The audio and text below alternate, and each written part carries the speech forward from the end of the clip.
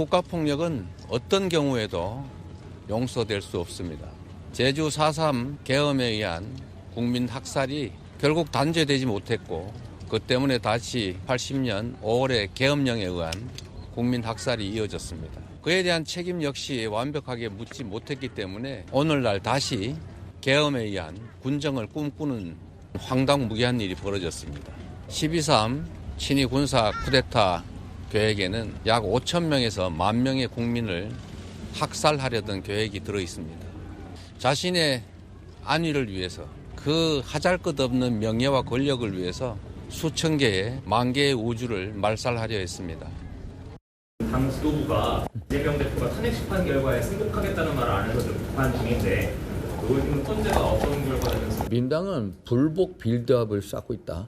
정말로 불복 빌드업하고 있고 우리 지도부는 헌재 결정에 승복하겠다고 이미 말씀을 드렸습니다. 단심제기 때문에 승복 안 할 도리는 없죠.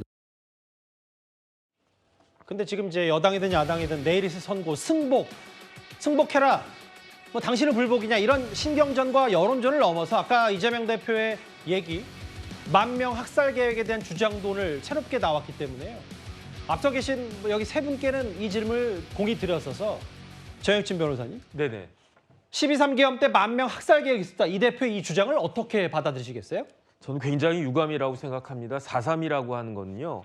우리나라 역사상 굉장히 가장 슬프고 불행한 역사 중에 하나란 말이죠. 그런데 4.3 때 저런 말씀을 하시는 거는 어떤 사람이라도 저런 이야기하면 안 된다. 전 개인적으로 그런 생각을 하고요.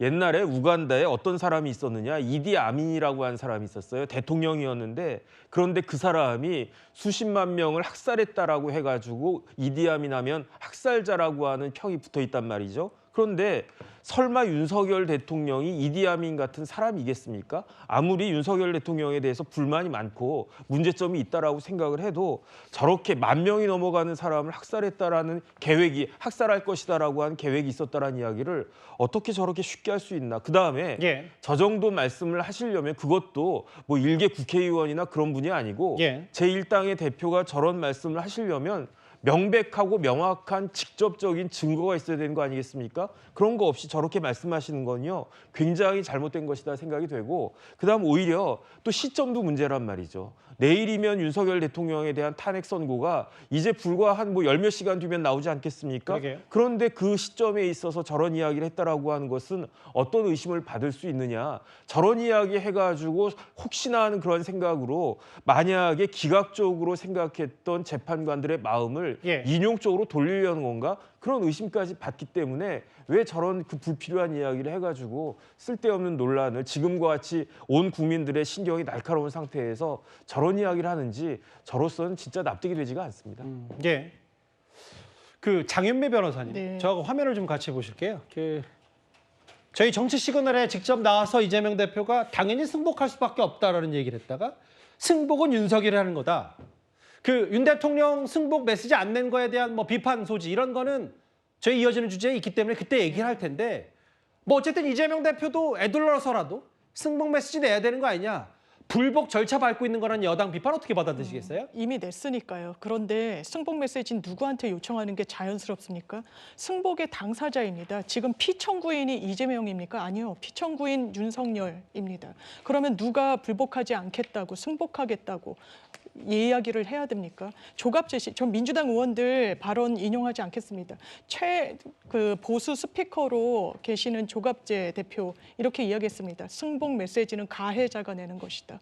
당사자가 내는 것이라고요. 왜 민주당에 묻습니까? 국민의힘 어떻게 했습니까? 이재명 대표 항소심에서도 승복해라, 승복해라. 그러고 본인들은 승복할 것이다. 바로 그 오후에 입맛에 맞지 않는 판결 나오니까 어떻게 했습니까? 사법부를 공격했습니다. 저는 국민의힘에 묻습니다. 승복하시겠는지 안 하시겠는지 정확하게 입장 윤석열 대통령을 통해서 내십시오.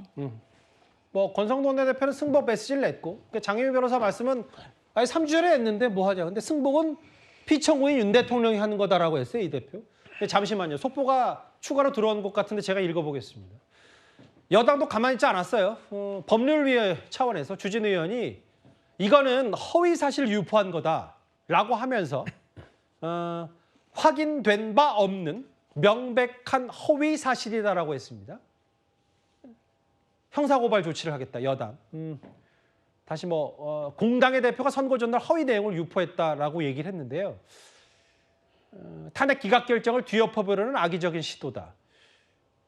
예, 아까 여기 계신 분들의 얘기가 좀 비슷한 것 같아요. 결국은 뭔가 선거에 영향을 미치려는 거 아니냐.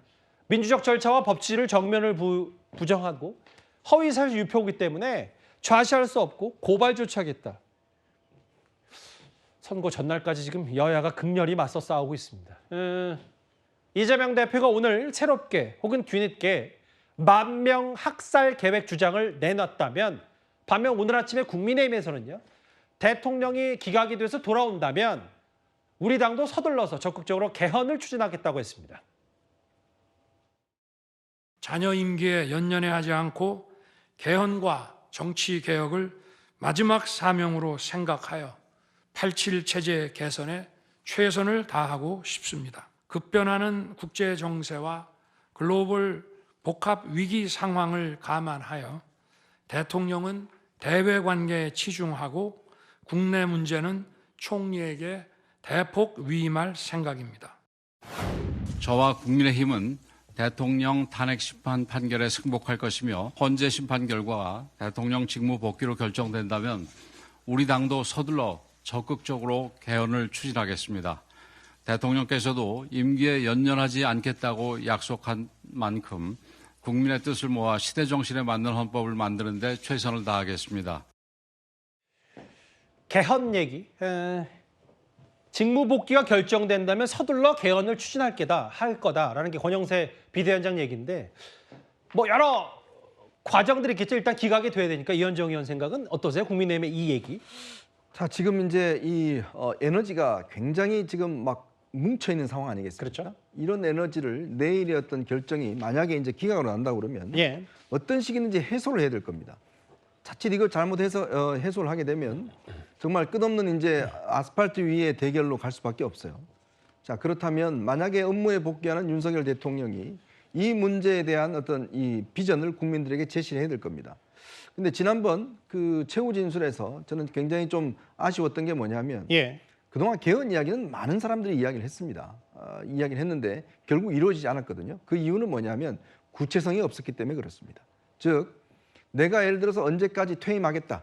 자, 이런 부분에 대한 구체적인 어떤 플랜을 제시를 하고 예. 그다음에 이제 개헌 논의에 대한 어떤 이걸 맡게 되는데 개헌 논의란 게 쉬울 것 같지만 쉽지가 않습니다. 이게 부분 정말 엄청난 논쟁과 정말 이 블랙홀 같은 그런 상황이 연출될 수가 있는 거거든요. 단어 하나 가지고 이 합의 못해서 못할 수도 있습니다.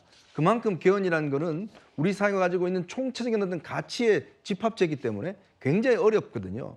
근데 지금 당장 야당 입장에서는 이거를 지금 승복 이야기도 하지 않는 상황에서 이걸 받아들이겠습니까? 제가 볼 때는 안 받아들일 겁니다. 예. 그리고 또 지금 야당이 어석이 여전한데 가만히 있겠습니까? 제가 볼 때는 아마 추가적인 조치들을 해야 될 겁니다. 자, 그렇다면 이거를 누그러뜨리기 위해서는 저는 윤석열 대통령이 최소한 구체적인 자신의 어떤 정치 플랜에 대한 일정들을 구체적으로 제시를 해야 될 겁니다. 그래야 제가 볼 때는 야당이 조금이라도 좀 납득이 되지 않을까. 그렇지 않고 그냥 막연하게 지난 최후 진술처럼 개헌하겠다, 임기 줄이겠다 이런 식의 이야기 갖고는 더 이상 설득하기는 어려울 겁니다. 만약 기각을 가정했을 때 네. 말씀하시는 거죠. 민주당이 최근에 불복 발언했다. 혹은 이재명 대표가 유혈 사태 얘기하면서 공보 마케팅 조성했다. 권성동 원내대표 오늘 민주당 인사들 좀 비판했는데요. 그 목소리도 좀 듣고 오겠습니다. 윤석열 대통령 탄핵 심판 선거를 앞두고 민주당은 불복과 극언의 난장판을 벌이고 있습니다. 기각 혹은 각하 또는 그러한 의견서를 낼 헌법재판관이 있을까? 제2의 이완용입니다. 자자손손이 대한민국에서 못 살아요. 내란을 청산하지 못한 헌법재판관 8인은 을사팔적으로 역사에 기록될 것입니다. 정치인이 무당 노릇까지 하면서 살을 날리고 있는 것입니까? 마치 자신이 독립운동가라도 되는 듯이 자신이 정의의 수호자라고 되는 듯이 망상에 빠져 있겠지만 사실은 내란 선동일 뿐입니다. 이재명 대표의 대권 탐욕에 아부하는 충성 경쟁일 뿐입니다.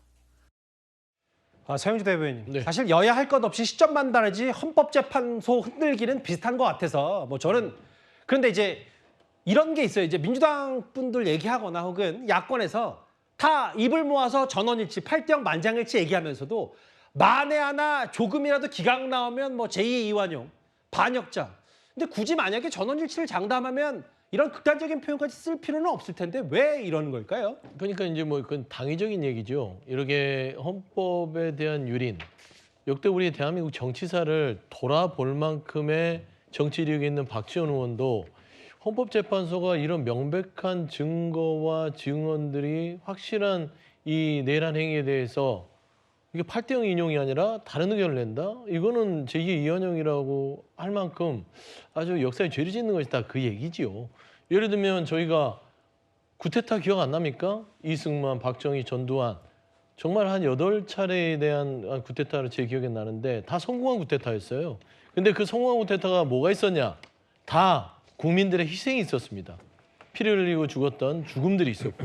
그리고 그 성공한 구테타 중에 유일하게 처벌받은 사람은 전두환 한 명뿐이었어요. 예. 근데 이승만, 박정희 그 많은 양민들이 학살당했어도 처벌받지 않았죠. 그러니까 그런 의미에서 지금 우리가 실패한 구테타를 지금 헌재에서 심판하고는 있으나 예. 그럼에도 불구하고 정말 만약에 그 계획이 실행됐을 때 흘렸을 국민들의 피해 이 부분에 있어서 이거를 외면한 재판이 나온다는 것은 역사적으로 봐서 헌법을 팔아먹는다는 것은 나라를 팔아먹는 것이다. 은유적인 표현으로서 을사팔적 제2이완용 저는 충분히 정치인으로 쓸 수 있는 표현이지 이걸 뭐 과하게 비판할 필요는 없는 것 같습니다. 이런 그 재판관들을 특정한 여러 뭐 격양된 반응들도 야당에서 있었고 지금 국민의힘은 친윤계 의원들을 중심으로 해서요. 어제부터 내일 선고 날까지 그 시간까지 48시간 철야 농성에 들어갔습니다. 민주당의 끝없는 탄핵 노름, 100점 100패의 탄핵 노름으로 이미 헌법재판소는 수많은 탄핵 사건을 기각했습니다. 민주당이 얼마나 탄핵으로 대한민국을 망쳐왔는지 알고 있습니다. 저희는 확신합니다. 내일 헌법재판소의 재판으로, 선고로 대통령께서 직무 복귀할 것이라는 것을 확신합니다. 당연히 기각 또는 각하될 것으로 기대하고 있습니다. 새로운 시작을 알리는 그런 내일 선고가 될 것으로 기대를 합니다. 우리가 서 있는 바로 이곳 아스팔트 위에서 어제도 많은 국민들이 얇은 비닐과 담요를 덮고 밤을 지새우셨습니다. 나라를 사랑하는 국민들의 염원에 응답하는 선고 결과가 내일 나오리라고 확신합니다.